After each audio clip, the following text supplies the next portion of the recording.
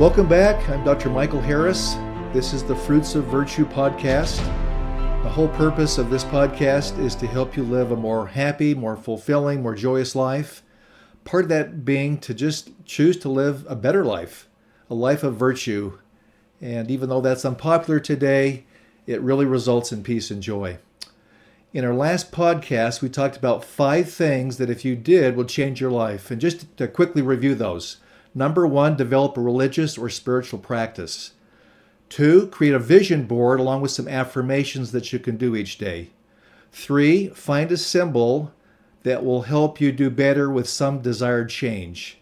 Number 4, journal. And number 5, be compassionate with yourself and others. Today we're going to focus on that first area of developing a religious or spiritual practice. I'm excited to have you listen in on a seminar. It's a webinar that I came acquainted with a few years ago. It's presented by a psychiatrist from Duke University. He's renowned. He's been doing studies on the relationship between religion and spirituality and health. And he's been doing this for, like I say, maybe 40 years. He's written scores of books, maybe 100 journal articles. He's just a renowned individual. He's very exciting to listen to. He's got some statistics and some research that is almost overwhelming as you look at this relationship. And so in just another minute or so, we'll go to that clip. It's about 35 minutes long. I think it's worth it. If you're in the car or if you just have the time and can take it in, I think you'll hear a great case being made for living a life of character and involving yourself in a religious or spiritual practice. I'm going to go ahead and hide the meeting controls. And so it's a real pleasure for me to talk to you all. This is a topic, religion, spirituality, and mental health that I've been studying and researching for almost 40 years now. I'm going to, first of all, be talking about definitions. Definitions are very important. Then review some of the research on religious involvement and mental health. Next, I'll present a theoretical model helping to explain how religious involvement influences mental and social health. Very briefly, look at some religious and spiritually integrated psychotherapies that are now being used in mental health care, provide some conclusions, and then provide you with some further resources if you want to know more. So here, this is a very, very controversial topic. Whether or not religion or spirituality should be talked about, and whether they're the same or whether they're different. So religion tends to be unpopular, and it is potentially divisive because people believe different things and they don't all agree with one another. Spirituality, on the other hand, is more popular. It's inclusive and common to all, but it's largely self-defined. There's no real common agreement on what exactly spirituality is. Now, through most of recorded history, spirituality and religion have been considered the same. This has been true up until only about 30 years ago. Around 30 years ago, in the 1990s, spirituality became to be separated from religion. So let me show you, let me visually illustrate what has happened over the last 30 years. If you look here, this is the traditional understanding of the term spirituality and religion. Basically, there is religion here, and spiritual people were a subgroup of religious individuals who were considered deeply, deeply religious, whose lives were centered on their religious faith. The spiritual people were oftentimes considered the clergy persons. And so then you had the more superficially religious people, the deeply religious, the more superficially religious, and those who are neither spiritual nor religious. Now, when conducting research on comparing those who were deeply religious versus those who were superficially religious compared to those who were not religious at all, it was fairly simple. You could measure religiosity, and those who scored high on those scales were considered the deeply religious or the spiritual, and then those who scored in the middle were more the normative religious, and then those who scored on the bottom of this scale would be considered non-religious or secular. And you could then compare their mental health, their positive mental health, meaning and purpose, connectedness with others, their well-being, their peacefulness, their hope. And you could look at their negative aspects of mental health, depression, suicide, anxiety, addiction. And then you could also look at physical health, because we know that mental health influences physical health, cardiovascular disease, cancer, mortality, through the mind-body relationships, through psychoneuroimmunological mechanisms. So this could all be understood and made sense of. Now, spirituality has expanded further. You can see that spirituality here in the more modern definition has expanded beyond religion, so that you can be spiritual but not religious. You can be religious and spiritual, but like I said, you can also be spiritual but not religious. And then, of course, you can be neither spiritual nor religious.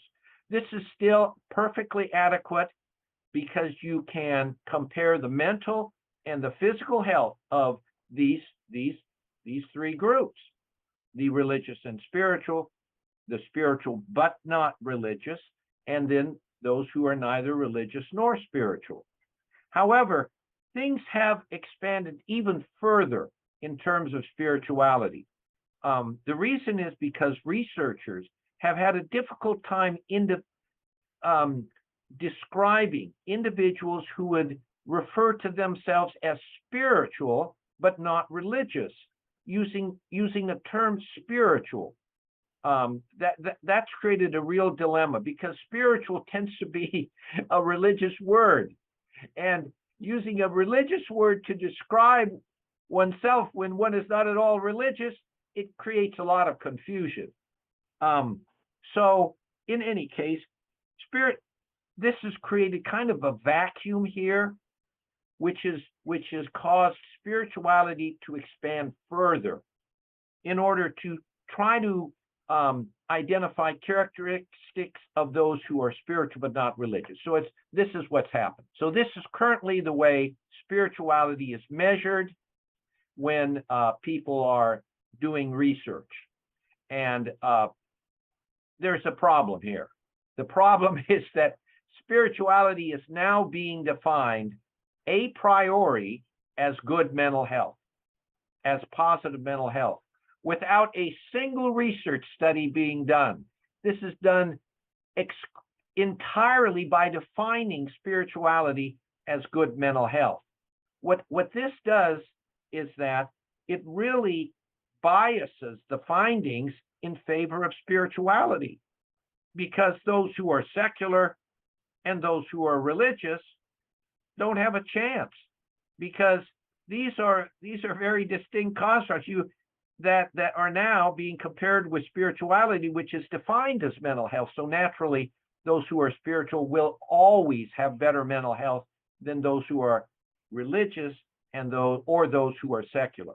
Okay, so let's go on. This is now I'm going to present a systematic review of the research out there. So depression, one of the most common emotional disorders in the world, and is more disabling than any other physical or mental condition that is listed in the ICD-12. I think there's the ICD-12, over 350 different diseases.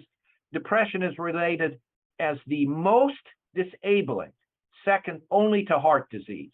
Heart disease is the only condition, physical or mental condition in the world that creates more physical disability than does depression.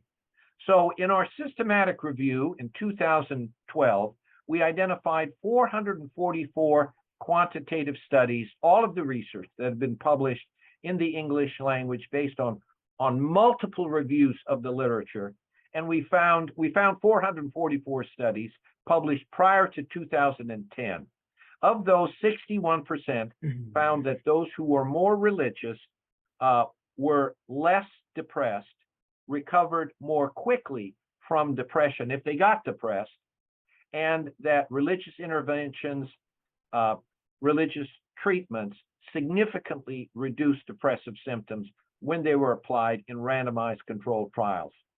And of those 444 studies, a certain number, 6%, found that the religious person was more depressed, was having more problems with their emotions.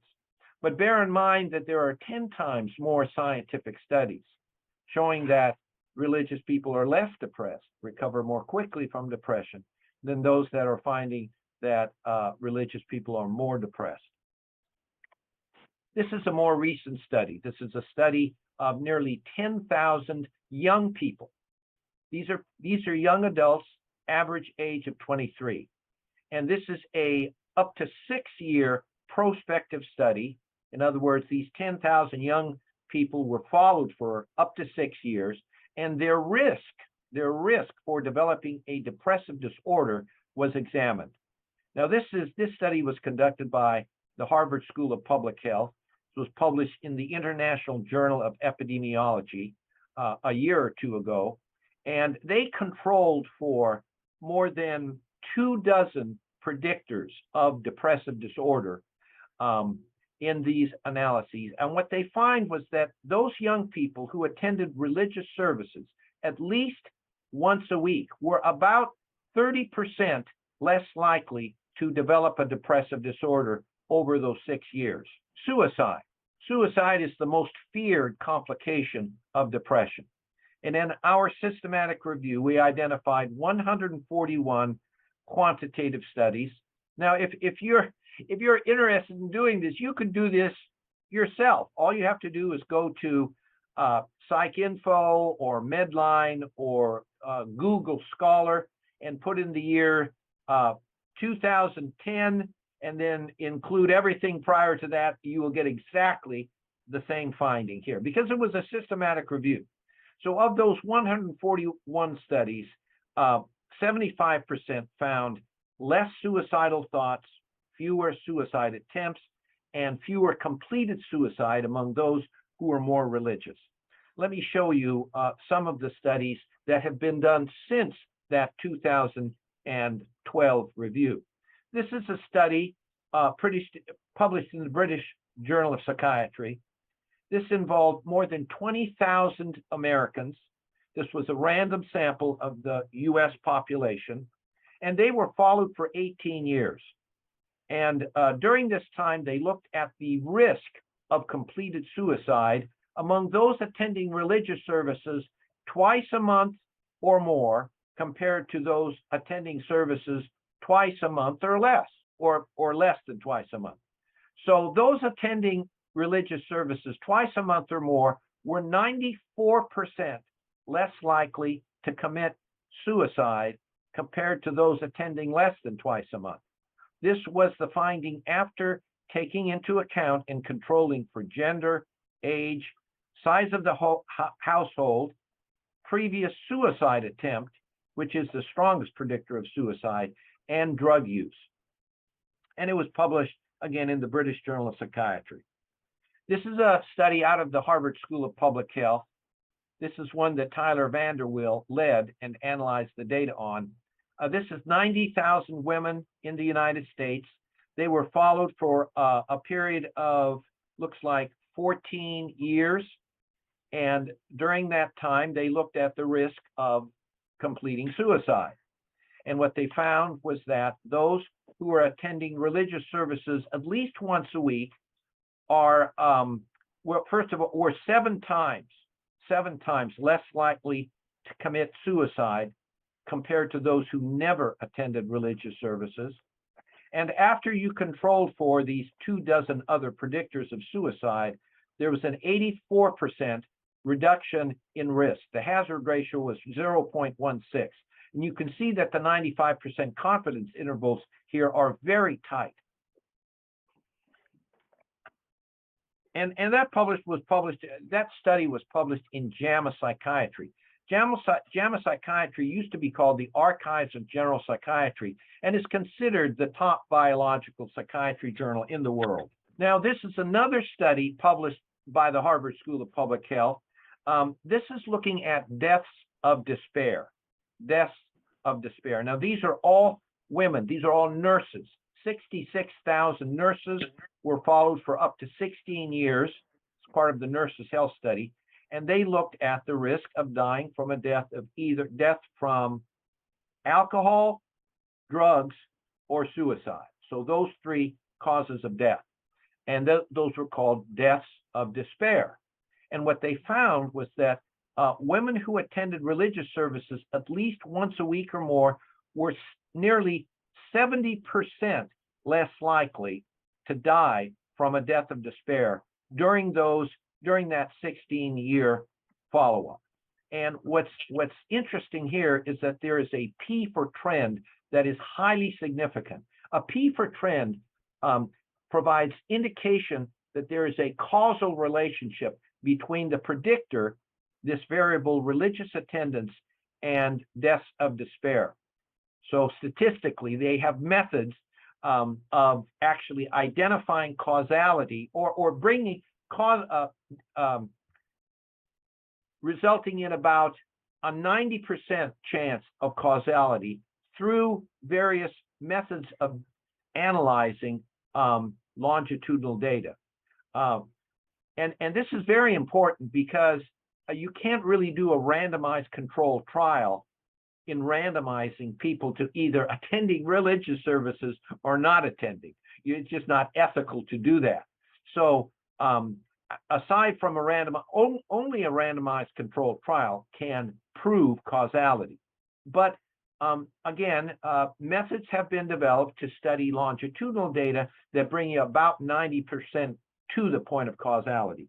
So this P for trend indicates that there a 90% chance that it is the religious attendance that is driving or protecting people from these deaths of despair. Okay, and in men, you find a very similar finding.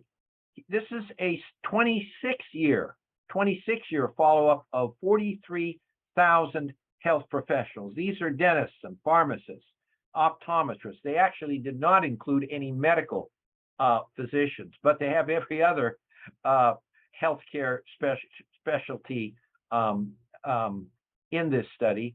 And they, again, controlled for multiple predictors of death of despair.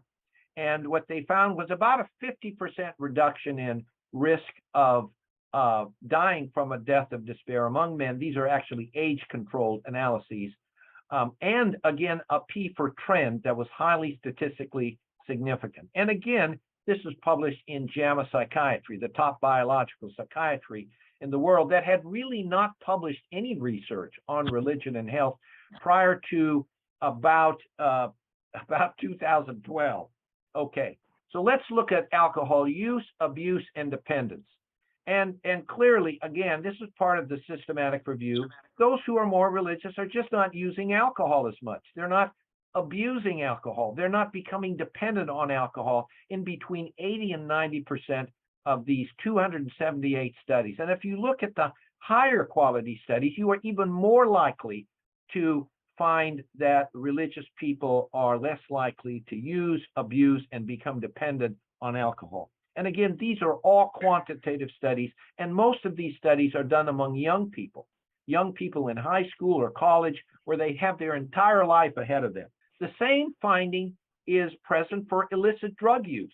There were 185 quantitative studies published in the peer-reviewed academic literature prior to the year 2010, and of those, 84%, 86% find that religious individuals just don't use drugs as much. And if you look at the experimental studies, you can actually do randomized controlled trials in terms of religious or spiritual interventions. And virtually they all show that the spiritual or religious interventions decrease illicit drug use. Now, this is a more recent study. This was an 18-year prospective study of about 500, a random sample of 500 U.S. adolescents ages 11 to 16 who had actually been referred to Child Protective Services because they had been abused in the home or neglected in the home. So these young people are at very high risk for substance use later in life, actually later in their teen years. And what they found was that they asked these young people, how important is religion in your life? And those who indicated that religion was very important at the beginning of the study, over those 18 months, were about half as likely to develop a substance use disorder compared to those young people who indicated little or no importance of religion in their life. And this was a statistically significant finding after controlling for a whole host of other predictors. You can see these other predictors that were controlled for in this analysis at the bottom of the screen here. Anxiety and PTSD. In our review, we found that about half of studies found that those who were more religious experienced less anxiety. And we found that about 11% experienced more anxiety. Now, the reason for that more anxiety, we think, is because most of these studies were cross-sectional in study design, which means that the relationship was examined at a single point in time. Now, what we do know is that people who become more religious, people who are more anxious, more worried, that they are more likely to turn to religion to cope. So we think that the explanation for the positive correlation in these 33 studies largely results in anxiety driving religious practice. There's an old saying that there are no atheists. There are no atheists in foxholes. So, when you're under a lot of stress, people tend to pray. They're dealing with something that is making them anxious, that they have no control over. They often tend to engage in religious practices. Now, this explanation is supported by the fact that of the 40 experimental studies or randomized controlled trials, that nearly 3/4 found that religious or spiritual interventions reduced anxiety when they were examined objectively. Here's a more recent study. This was a random sample of U.S. veterans. So this is a large study. It's the National Health and Resilience in Veterans study. This was more than 3,000 U.S. veterans were studied. This is a cross-sectional study, but it uses the Duke University Religion Index, which is 5 questions that have more to do than just with religious attendance. Prior to this, we've been talking largely about religious attendance, but there are other forms of religious involvement that don't involve going to church or synagogue or mosque. And so the Duke Religion Index has 1 question on religious attendance, 1 question on private religious activities, such as prayer or Bible study or study of the Quran or the Bhagavad Gita, whatever it is, the Holy Scripture is, and then 3 questions on intrinsic religiosity. So these 3 questions on intrinsic religiosity are measuring the person's relationship with, connection with God, basically. Basically, that's what they're measuring. So those 5 items then are the scores. They range from 1 to 5 each item, and then they're summed to create an index ranging from 5 to 25 or 27. I'm not sure what. But in any case, that total score was then divided in half, and then those scoring in the upper half were compared to those scoring in the lower half of religiosity. And these are the findings. In terms of lifetime PTSD, there is a more than 50% reduction in likelihood of that being present for those who were highly religious compared to those who were less than highly religious. Lifetime major depressive disorder was 50% lower among those who scored in the upper half of that religiosity index. Lifetime alcohol use disorder was about 1/3 lower among those scoring in the upper half. When you're looking at current PTSD, it was 70% lower among those who were more religious, and current alcohol use disorder, it was more than 70% less likely among those scoring in the upper half of this religiosity index. Again, this is a nationally representative sample of U.S. veterans published in the Journal of Affective Disorders, which is a pretty good journal here in the U.S. Well-being and happiness. Now, religious involvement is not only related to lower levels of various psychiatric disorders, but it's also related to the positive aspects of emotion in life, such as well-being and happiness. We reviewed the quantitative literature prior to 2012, identifying 326 studies published in peer-reviewed academic journals.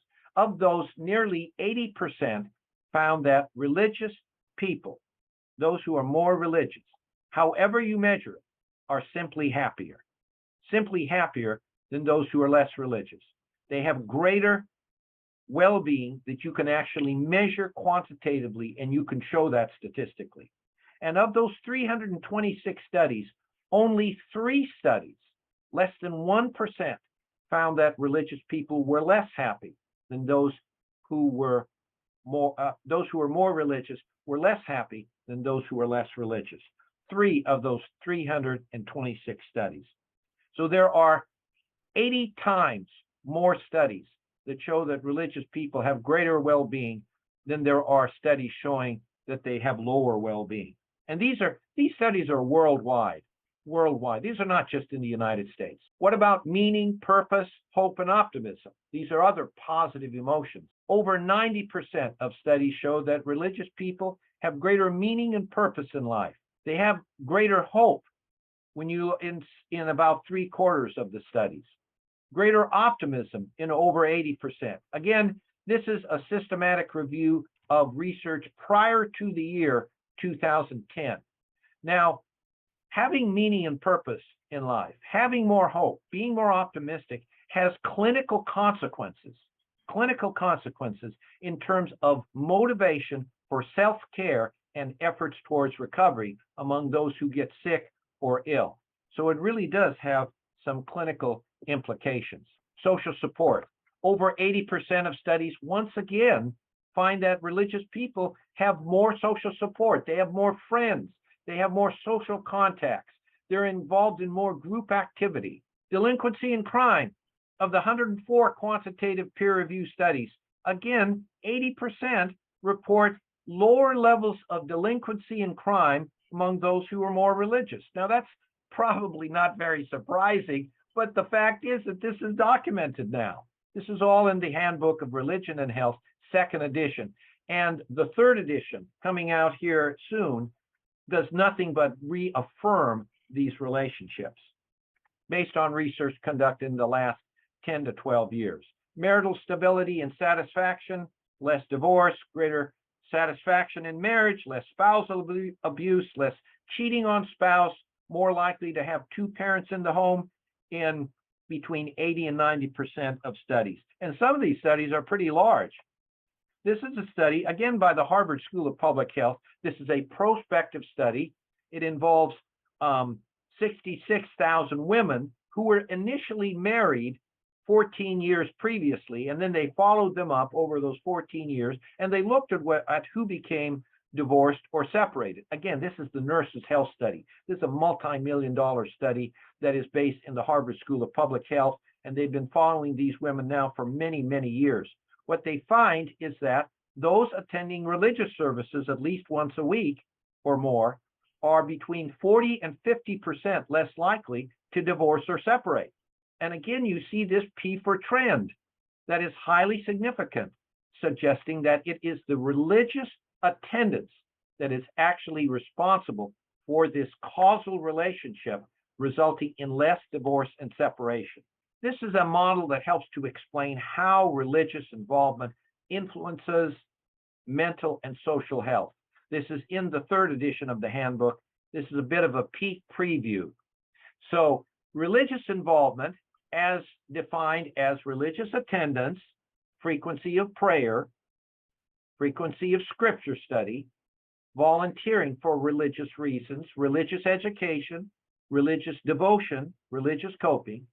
Now, this includes people from all different faith traditions, Christians, Muslims, Jews, Hindus, Buddhists, that people who are more religious, that across the lifespan, it appears that there are mechanisms by which this religious involvement influences mental and social health.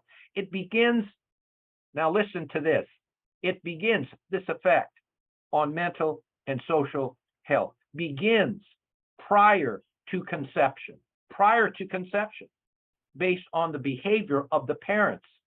It's now been shown that the behavior of the father, that the quality of the sperm is actually influenced by the behaviors of the father, particularly their use of drugs and alcohol, which are lower among those who are more religious.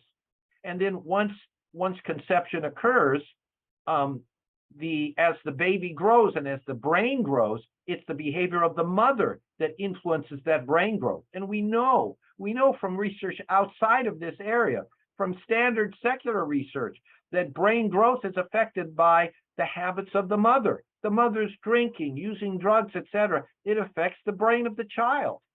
If the mother is stressed out because the mother doesn't have a spouse to help them, maybe they have several kids and they have to work and they're stressed out over work, they don't have the support of a spouse, that they're going to, those physiological hormones are going to adversely affect the growing brain of that child in the womb.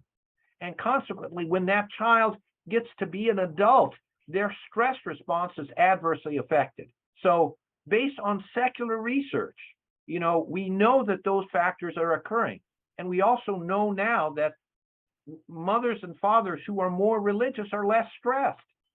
They have more support. They're less likely to use drugs and alcohol. They live healthier lifestyles that give that child in the womb a better chance of then ultimately leading a life where they can cope with stress and other social issues. So it begins prenatally, and then it occurs once the child is born. Then religious groups tend to encourage childbirth. So one reason, if you look at Islam, for example, they have large families. You look at Christian Catholic families, large families, because children are really valued. People want a big family. They love children. Now that's not just true in religious families. There are many non-religious atheist families that welcome their children, that love children. But in general, research seems to show that the more religious a person, a family is, the more welcome the child is when they're born. Even looking at retrospectively research. So in any case, they're welcomed, and during that first year of life, being welcome is critical for the development of basic trust on which all future relationships are based. Later on, as the child grows and gets into the teenage years, religious families tend to monitor children more than less religious families. That's been shown that religious families are more likely to check on the child. Where have you been? Who are you hanging out with? And consequently, the children hate it. They hate it, but they don't get away with things. So they're less likely to start using drugs, starting to smoke. They are less likely to get involved with a bad peer group, again, because they're more closely monitored. And then as people grow older and they get into middle age and adulthood, then they start raising their own families. And that's when it's important with regard to coping with the stress of marriage and parenthood and then physical illness. As people grow older, then you have to really have a strong coping behavior. When you get sick and disabled, you can't do the things you used to do. You start having chronic pain. You know, that's really makes life difficult. And it's there that religion really begins to shine. That's the area that I kind of started out with. And I discovered just from my clinical practice as a family physician that among older adults who had a strong religious faith, they just did better. They just did better emotionally and physically. Wasn't that fascinating? Wasn't that amazing? It's almost a no-brainer, isn't it? The correlation, the relationship between being involved in a religious or spiritual practice, there's improved mental health overall, there's less depression and anxiety, less substance abuse, less suicide, fewer psychiatric diagnoses or disorders. People report a more meaningful and purposeful life. There's less delinquency and crime and greater stability in marriage, and the list goes on. And as he indicated, it's not to say that individuals who are not religious or spiritual, that they don't have problems. They do. And they have these same problems, but in a far less degree, far fewer numbers. I think as I've thought about this for quite a while, one of the significant things, and I think Dr. Koenig mentioned this in the clip, was the power of community and the power of fellowship, that you're around people who believe similarly and you absorb some of their love and help and support, and there's just a feeling that you derive from that, knowing that you belong. A sense of belonging is very, very important. And you're practicing virtues. You're practicing things like service and faith and hope and compassion and forgiveness. The list goes on. By doing those things and doing those on a regular basis, it's very, very life-changing. So I hope you'll give that some thought. How does that apply to you in your life right now? Do you have a religious or spiritual practice? Is there something you might do that fits within your value system so you can derive the value that comes from such an involvement? This coming next podcast, we'll be looking at vision board and affirmations. I hope you have a great week.